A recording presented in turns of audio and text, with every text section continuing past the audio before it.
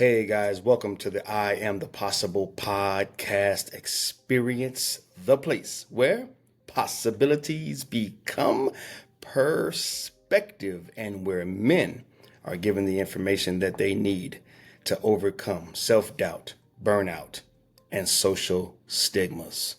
Guys, welcome into this space and into this place. I am your host, Treveal C.W. Lynch, and I am really excited because I'm in a season where there's a little transition happening. There's a little narrowing of the focus happening, and I'm super excited about it. But before I get into any of that, let me thank you. Let me start off with you. You're the reason I do what I do. You are the cause for my pause right now.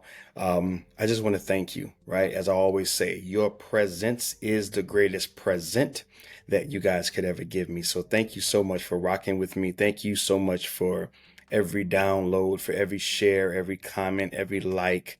Thank you for every watch, for every view, for every listen. I super appreciate you guys. Now, before I get into today's episode, I just want to say that in this season of transition, I just want to kind of let you know that the next couple of episodes, they're going to start to move and gravitate toward really targeting Christian men. I really feel a pull. I really feel a conviction to serving Christian men. Now, I'm still on the fence of, am I going completely to creating episodes? Because I know that my content online and my content other places and the things that I'm creating just in the world, they're going to be serving Christian men specifically. But I want to still kind of decide on how I'm going to approach this podcast game. Am I going to start a secondary podcast for only men? Am I going to just kind of blend it into this one? Because this one was constructed with a more broad vision, a greater vision in terms of just the content that I would provide. So I'm still, kind of up in the air with that. But as I continue to grow, evolve, develop, and mature in what God's called me to, I just ask for your patience and your prayers. Okay. All right. So let's jump into it. Today, I'm taking a new approach. As a teacher, I'm going to begin to teach, man. I'm going to really begin to teach. And so I've got my little iPad over here with all of my notes, and I'm just really ready to dive into this. Today's episode, we're gonna title this one, "The Number One Reason Christian Men Feel Lost." No one talks about this. The number one reason Christian men feel lost. No one talks about this. Now, I'm sure someone talks about this, but it's not being talked about enough. It's not being brought up enough. It's not being highlighted enough. So I'm going to do my part because it's something that I absolutely believe in. But before I get to that one reason, that one thing, I want to ask you a question. If you are a Christian man out there listening today, I want to ask you a question.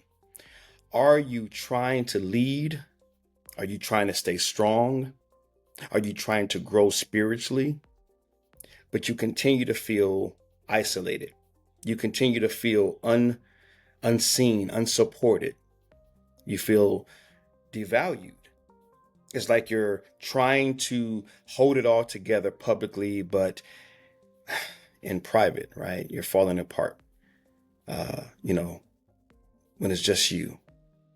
It's like you're trying to, and this is one of the things that I'm going to always look to address, are these stigmas that men really get suffocated by.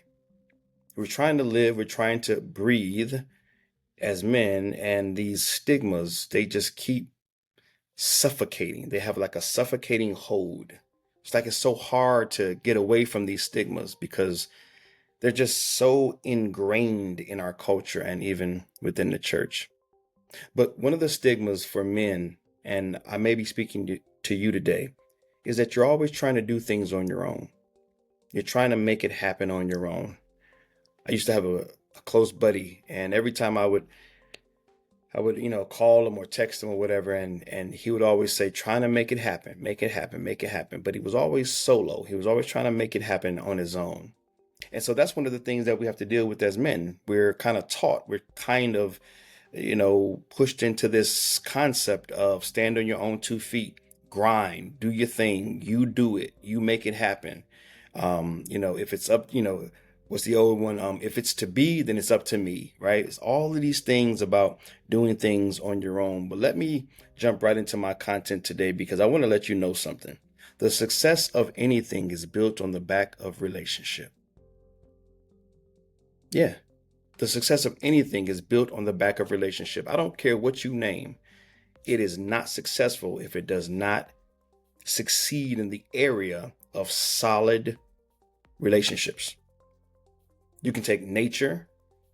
A tree cannot stand without a proper relationship with the ground. Doesn't happen. Why? That's where its roots goes.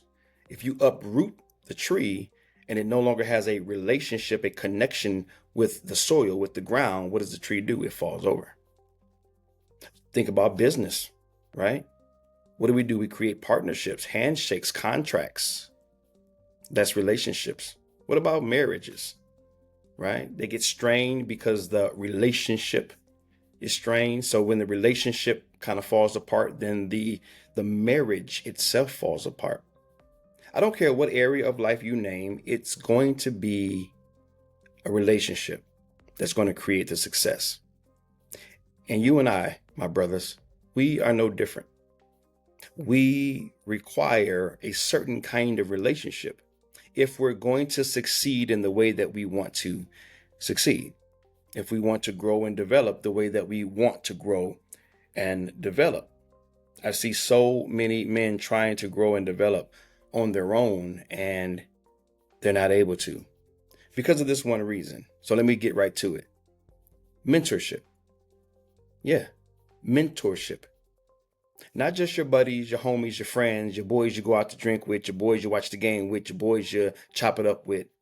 No, I'm talking about a mentor. I'm talking about a man in your life that provides a voice of validation, a voice of value. They provide companionship. They provide conversation that is edifying, that is building, that is constructive on purpose. Not just here and there once in a while. Now, I'm not saying get rid of your friends. I'm not saying that your homeboys ain't worth anything. No, that's not what I'm saying. What I am saying is mentorship is vital in the life of any man that desires to go far or to do anything worth doing. The relationship of mentorship. It's the ability to relate to another man that is further ahead or a little higher or a little more advanced in a particular area that you need to grow in and that you need to develop in, right? Let me tell you, kind of going off my notes, but one of the things for me, and I'm going to share some of my stories, is that for me, I would not be where I am today if it were not for mentors in my life. Father's Day is coming up soon. Usually on Father's Day, I do like a Facebook Live where I just go down the line and I just thank all of the specific men that have played a role in my life. I know for a fact I would not be where I am had it not been for the many men that have mentored me in the specific areas that I cared about most, that was most valuable to me over the course of my life. Since about the age of 23, I've been fortunate enough to link up with another man that, and I'm kind of going to jump the gun a little bit, as I always do, that has the kind of character and the kind of morality and the kind of man that looks like I want to look, right? Not aesthetically, not on the outside, but they carry a certain, I don't know, just a sense of manhood, a sense, they're like a model of what I desire in my own life. And I've been very fortunate. But, not every man is aware of this need. Not every man is really encouraged to establish, mentorship in their lives. You may hear about it here or there. You may see it on television here or there. But I'm talking about a real push, a real quest for establishing and maintaining mentorship in your life. This is the one reason that we as Christian men, we feel lost. Because many times we want direction and we don't allow another mature man to speak into our lives. We want to establish something. We want a great marriage, but we don't look to men who are married, who are successful in that area. And we don't sit down with them and have a cup of coffee with them and say, hey, man, can I pick your brain? We want to improve in our finances, but we just refuse to go to people who we know are doing better financially to say, hey, man, let's sit down for a cup of coffee. Boom. And let me ask you a few questions. You see where I'm going with this? See, mentorship is you humbling yourself and saying there's some areas in my life that I would love to do much, much better in. And I'm going to look to a man who is mature, who is successful, and who models the kind of, growth in a particular area that I want to have in my life, right? So one of the things that I've done is over the years, I've looked to very specific men for specific reasons. Like, I'm not going to say I want to grow spiritually, but I'm going to look at a man that may not be super strong spiritually, but he's great financially, and go to him for the spiritual things, and vice versa, right? I know brothers who are strong, spiritually, but maybe they're not doing so great financially. Right? Not that they're doing bad, but they're not like really up on game when it comes to building and growing wealth. I hope you get my flow here. It's the idea of handpicking men who at the very foundation have a faith and who are, strong, in their character and their morality, someone that you can trust, someone that you can confide in, something that, someone that you can believe in, but then they have these very unique areas of expertise. I just call them specialists. So I got a brother that, I've got a brother that I go to for my finances, right? Shout out to my brother, Rusty Proctor. I go to Rusty when it's time for finances. Not saying that he's not strong in other areas, but I know that that's his bread and butter. I know that's where he can, add the most value. Now, he and I, we're friends in general. We spend time together. We've done business together. We love to hang out. We like some of the same things. So he's a general, all around great guy. But my point is that when I look for mentorship, when I look to have someone pour into my life, to advise me, to guide me, then I'm looking to Rusty in the area of finances. If I'm looking for something in some other area, then I've got other men that I go to. So I hope and pray that you get really what I'm trying to say here. So let me just share a couple of stories, man. I remember, and this really talks about guidance, right? And making decisions. I remember several years ago, many, many years ago, actually, over 10 years ago. And I was not a pastor yet, right? I hadn't been ordained. I hadn't, answered that call yet, but I felt some of the rumblings and other people had seen some things in me. And so it was one of those things that was just kind of on my heart and kind of on my mind. Right. And so I remember sitting down with Dwayne Cantrell, man. Shout out to my man, Pastor Dwayne, Dr. Dwayne Cantrell. He's since moved on to a church, starting his own church with his wife, Angel. They're out in Bakersfield now. But at that time, he was in our local church, Pasadena Church, and he was just a pastor on staff. And he and we had a great relationship. And he was working over at Maranatha High School, and he had an office up on the second floor. And I remember one time going over there, maybe it was for like lunch or something like that. And we were having a conversation about being a pastor. And at that time, again, I hadn't said yes to it, right? And so I remember kicking back with him and like talking about it. And I remember Dwayne was like, man, a pastor? Because I had shared with him all of the reasons, right? I had my laundry list of all the reasons why I didn't want to be a pastor, right? It was like, man, that looks boring. That ain't my alley. That ain't my lane. That ain't up my alley. But then he gave me, which I'm going to get into later on, he gave me a dope perspective. It was really a truth. But he said, Treveal, a pastor is a shepherd. There's no one way to shepherd anybody.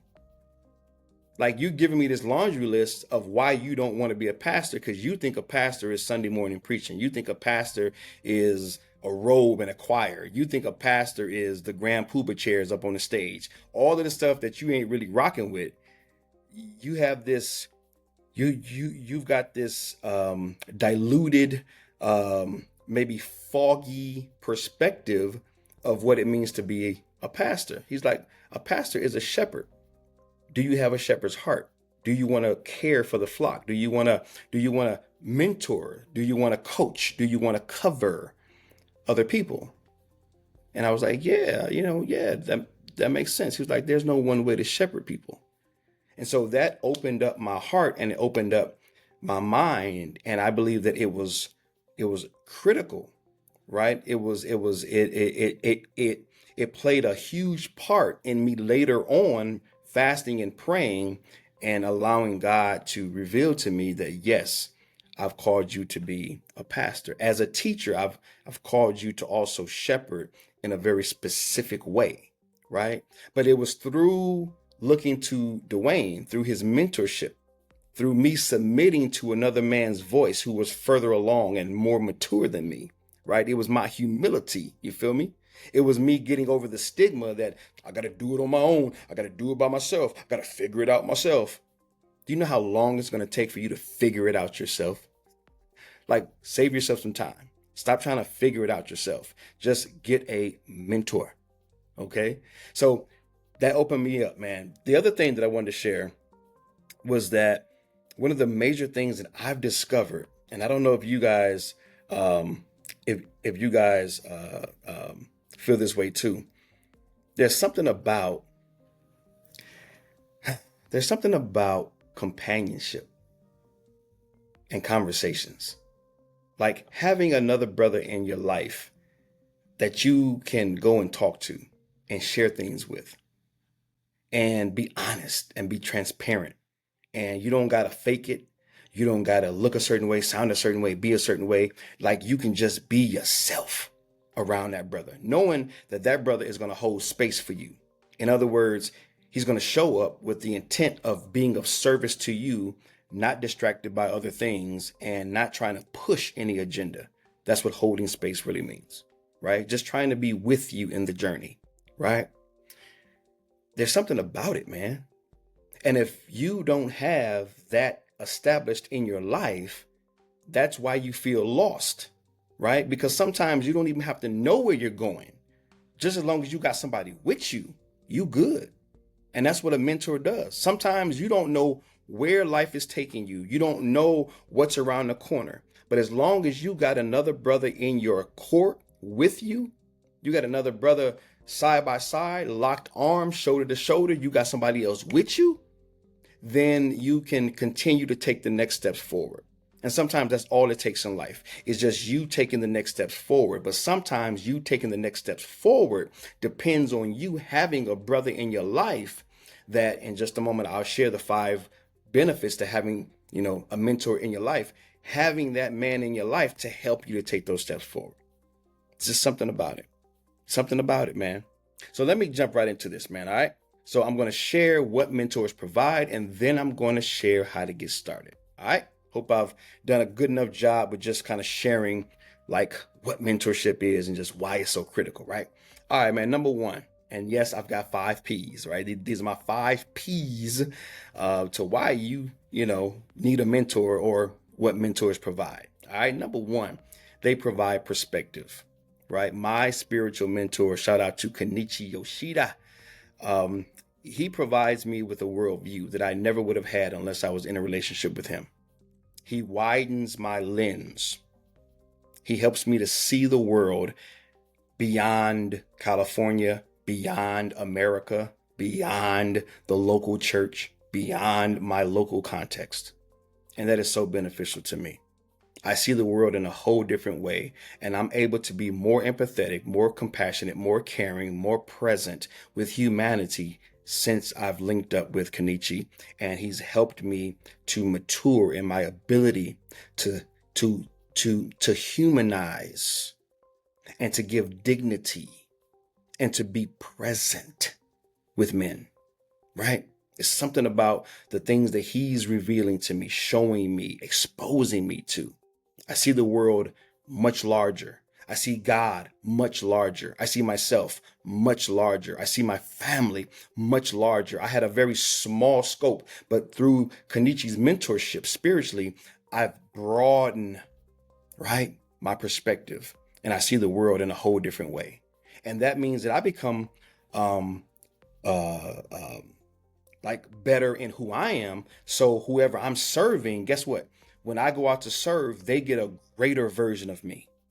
They get a more well-rounded version of me, a more compassionate, a more empathetic, a more loving, a more genuine me.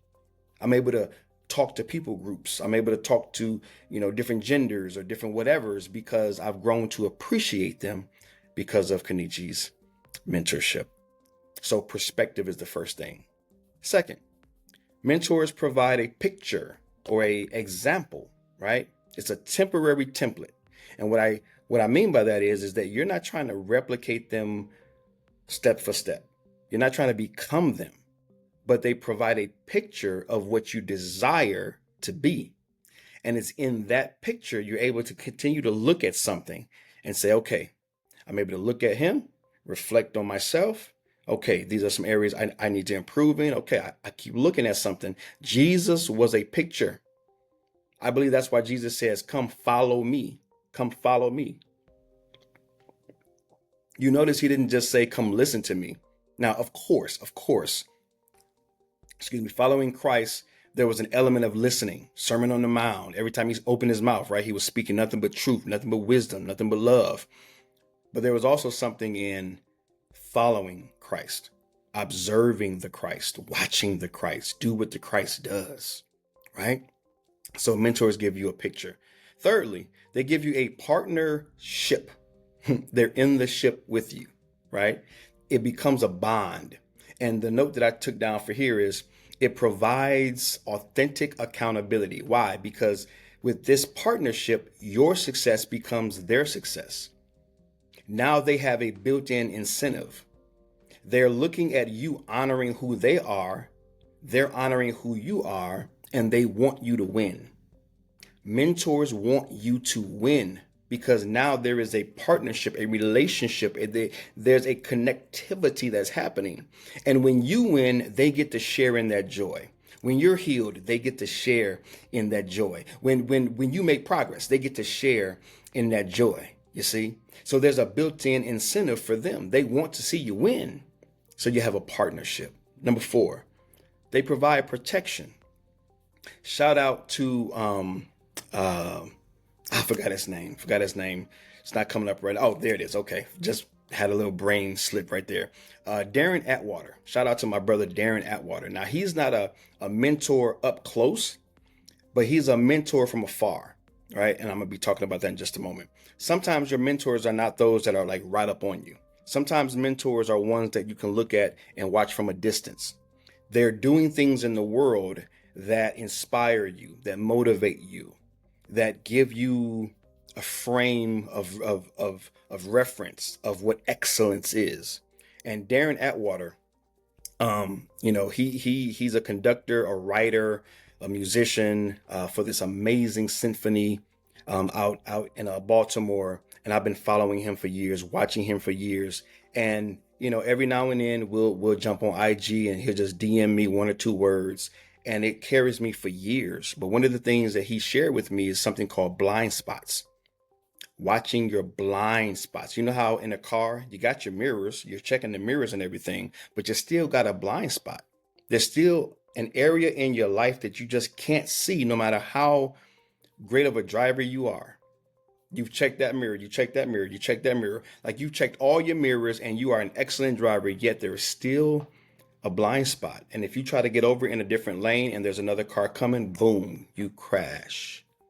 A mentor is a protector. He sees your blind spots. He can look at you and see what you can't see. They can look into you and see what you can't see. And they help to protect you. They give you the heads up like, yo, man, I hear what you're saying, but I see some things in you. You might want to give that some attention. You might want to consider that. You might want to look out right there, right? So you got that protection. And then number 4, man, they are a push. Sometimes we just need some good old fashioned motivation when things slow down, we get in a rut, we start feeling some type of way, we get disappointed, we don't know what to do with something hit us and we didn't see it coming. Having a mentor in your life, man, they're that pick me up and push, right? They help to pick you up. They help to push you a little further, right? When you just ain't got nothing left, right? Sometimes they can just push you over the finish line. You ever see those races where athletes they're just, maybe like a marathon or something. They're just at a couple of yards out from the finish line and their legs are buckling. Just the acid is built up in the legs and they're just depleted and they just ain't got no energy stores left. All the, glucose and everything then just dried up and they're just collapsing. And then there's that one person that comes along and just says, you know what? We gonna get across this finish line together. We're gonna get across it together. That's what I think about when I think about a mentor. We're gonna cross this line together. I'm gonna pick you up. I'm gonna help you get across that finish line. I'm not gonna let you stay down. I'm not gonna let you not finish. That's what I want to be for you. That's what I want to be for you. Let me just do the shameless plug here. I am starting a Facebook community. I'm starting with Facebook because they're the easiest to kind of get going. Won't cost me anything, but I'm sure I'm going to at some point transition it to something a little bit more stable. But I'm going to be kicking off really soon a online coaching community where I can just mentor men. Won't cost a thing. Just an act of service, a way that we can continue these kinds of conversations and help every man get a mentor in their lives. I believe in it that much. All right. So if you are a brother and you are listening and you are interested in a mentor, this is how you want to get started. Number one, I want you to pray for alignment. If you don't have a mentor and you want a mentor, this is how you get started. Number one, pray for alignment. Pray that God gives you discernment and gives you alignment. You need someone who works with you, right? You have to have some things in common and you just have to have some things where you're just a good fit, right? So pray for discernment and look for that good fit. Number two, look locally. Start locally. All of the brothers that I connected with were back in Toledo here in California, but they were in my local church. Or I met them like at the gym or something like that. Like wherever you already go, start looking there. You don't have to get online and start, looking all somewhere else. Just local, right where you already are, in the spaces and places that you already visit, where you already spend time. Do that. Half of mine came from church, from the gym.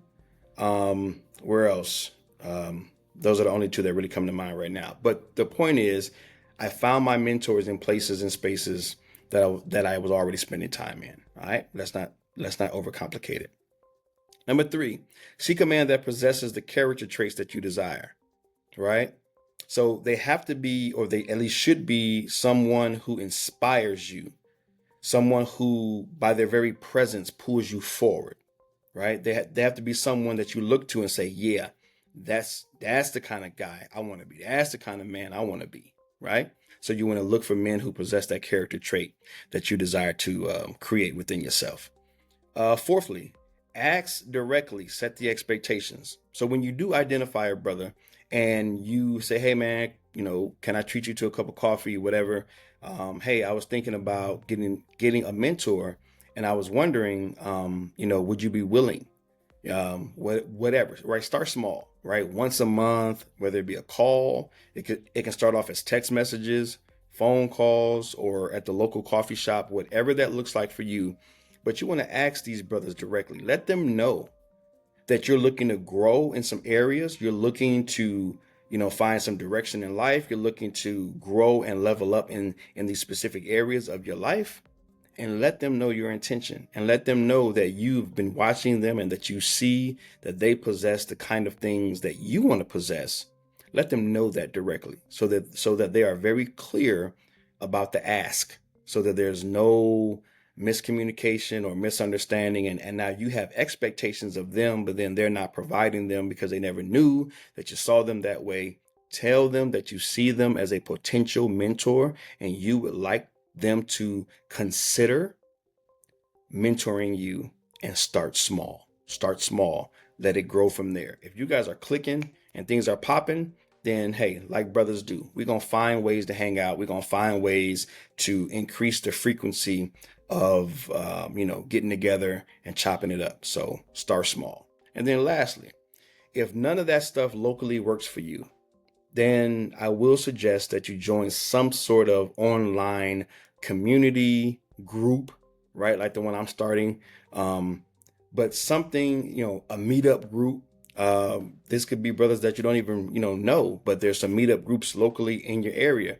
My point is that if you can't find men that are just readily available, then yeah, open it up to spaces and places that you don't go very often, that you can plug into, listen, watch.